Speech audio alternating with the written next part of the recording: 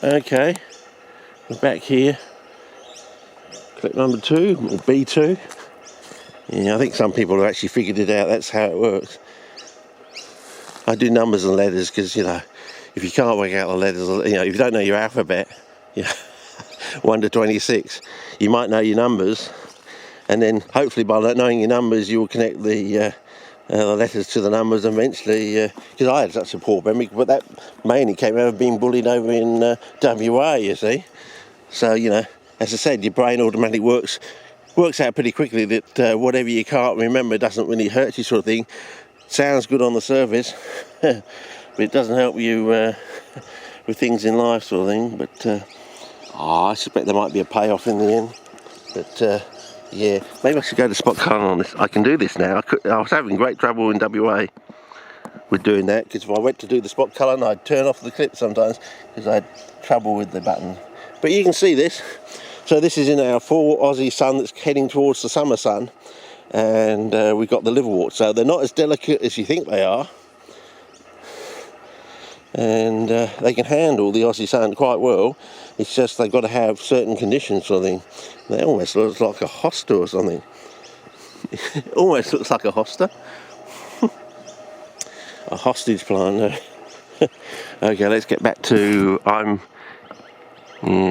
just using general trash at the moment. And maybe I should go over to 49 here, or try 49 here on the next clip, sort of thing. They're saying this very rapidly. I probably have stuffed something. All sorts of things came up, and it was doing that jiggling thing. Oh, I think it was like 250 frames a second or something. But anyway, we'll make a walk along here. People are probably looking at my boots thinking, oh, that's a good idea. Or why has he got boots on? Oh, there's a little skink.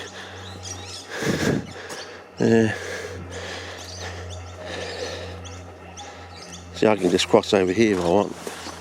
Whereas last Sunday, you know, I had to pick and choose where I wanted to, looking for the previous wet and damp spots and seeing just where the liverworts are growing.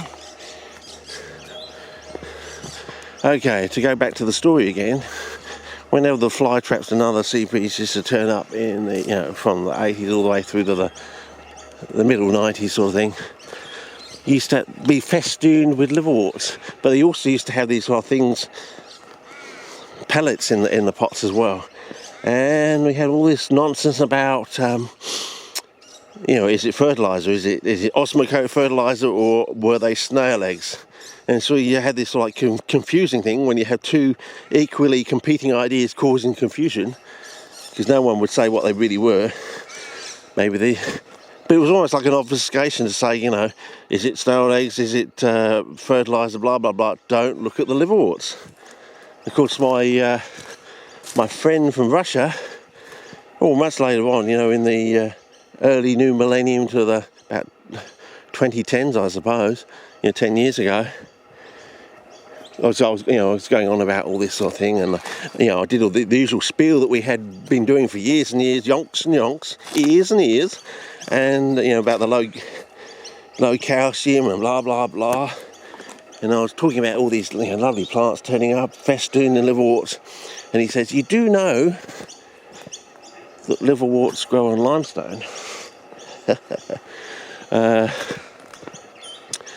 Yeah, go and make yourself a baconic sandwich, or put the jug on if you've heard this one before.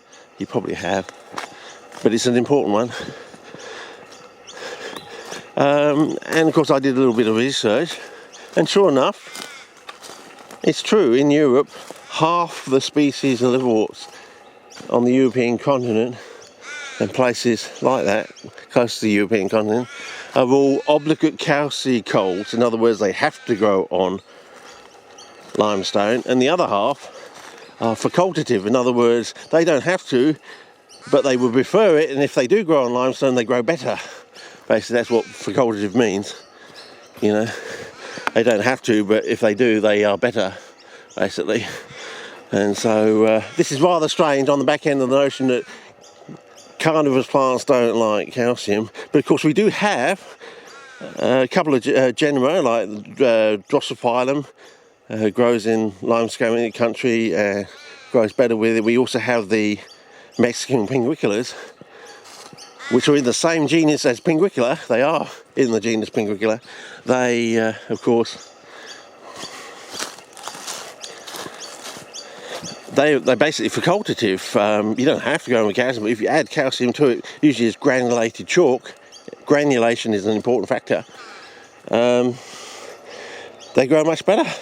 And we saw in the crossing over from the, the new millennium 99 over the new millennium, we saw in the beginning of the so-called millennium drought, which is still going on, but everyone's saying it sort of ended in 2008, and we're saying, well, no, that's when the glids here started getting, we had really started getting really bad glid years here from 2008 onwards, so it hasn't really ended, The last year I can go back and have good photographs of glids in the wild during a season is 2008 on my hard drive, sort of thing.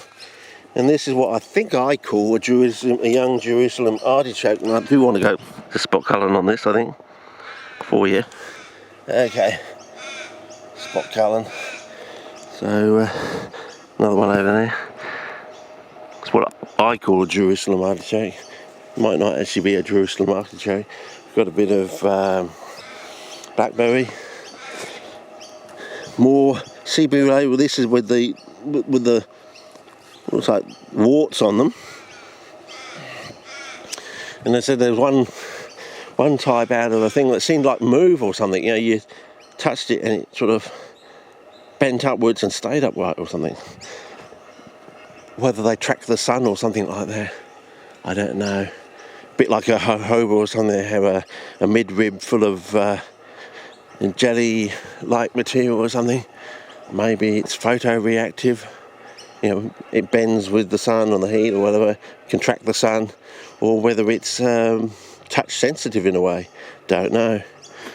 But we'll go through here. So we're looking out for moss and liverworts, and whether the liverworts grow on the moss. Do you have to have moss to grow the liverworts? Like moss comes first, liverworts come second?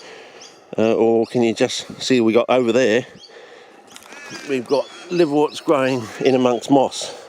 So do they actually have moss underneath? So first you've got to have an initialisation of the growing surface with moss before you can get the liverworts. But you notice in this clay soil it's all sort of going to a certain brown colour where the liverworts are. Oh, I've got a lovely waft of acacia blossom then. Has this like cherry essence. I remember I got my first carnivorous plants from Phil Mann. Got home and there was a wattle acacia in bloom, one of these cherry essence ones, and so now whenever I see the one with the yellow blooms there, that has a cherry essence to it. So every time I smell that, it's halfway between cherry essence duck and that toilet block, the yellow blocks they have in the toilets, in the gents toilets, halfway between that and cherry essence sort of thing, somewhere in between. So it's sort of, I don't know, is it psychosexual in a way? I don't know. Carnivorous plants have I don't know, it's well for me anyway. You always find them in the bush at the time when wattles are flowering, well in WA anyway. So so it reminds me when I got my first CPs from Phil Mann. Of course he's the late Phil Mann, of course, and of course now we've just heard that Donald Schnell, the great Donald Schnell, has recently shuffled off this mortal coil. They say he went through a bad health stage, so I think he may have been a doctor in Vietnam, so it could be Agent Orange related, which is pretty unfortunate. So I don't know whether I don't think he even got to see my clips from WA, because I posted them a couple of months after he came back, sort of thing. I came back and did a whole load of work and then posted them over the hot periods all the time, sort of thing. So and I still haven't posted everything from WA up there. I've still got Kalgoorlie and a few other places. I've still got the Fremantle Museum stuff to put up, things like that. So I posted I'll say about 3/4. I've still got about, no, not 3/4, about 2/3. I think I've got about 1/3 to go now of other stuff sort of thing. I don't know if there's any more CP related stuff, whether I've posted all the CP, but we'll see. Might be something a little bit special in the can, you know, that I'll load up. No, I don't want to go up. I want to follow the creek line, don't I? Okay. So anyway, so that's the story about the liverwort so far. And my friend Igor Zakharov. Yeah.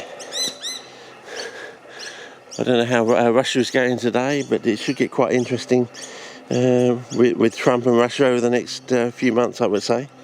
Might be a reconciliation. We might find out what has that really been going on in the last, well, since the fall of the former Soviet Republic.